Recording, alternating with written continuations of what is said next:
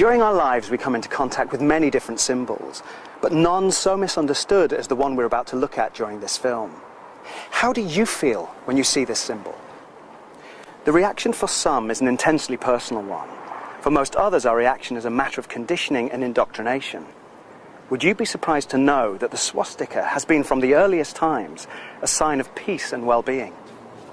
Many of our major cities reflect the positive use of the swastika, and we're going to go on a brief trip around London to see some of the famous sites that utilize this symbol in its true and original meaning.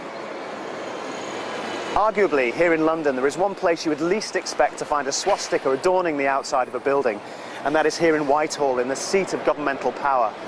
And yet, if you look behind me, there is the Foreign Commonwealth Office. The swastika is in prominent position on this important British government building, just a few feet from 10 Downing Street, home to the British Prime Minister. This is not the only place in London where the swastika is proudly displayed. But why is this?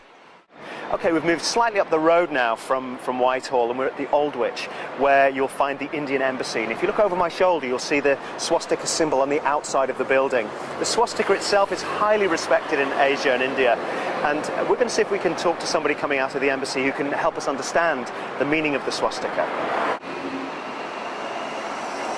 The meaning of the symbol of the swastika is everything in life is cyclical. And it's a symbol of good fortune and good luck. And actually, swastika means a little piece of well-being. That's why people carry it on themselves. They have it in their homes, they have it in their offices, because it brings good luck, it brings good fortune.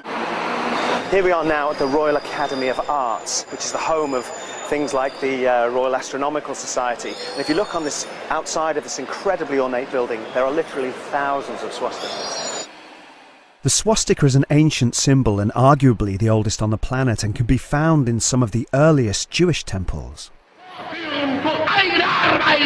Of course, we are all aware from where the swastika's negative stigma came. Yet if we are not to blindly discriminate, we must also place that same stigma upon the Christian cross, on and under which many millions have also been put to death and persecuted, but throughout human history.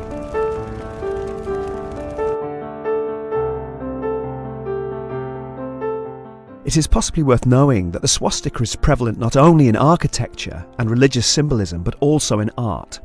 A quick search of the British Museum's website revealed 610 artefacts and works of art displaying this symbol in their archives.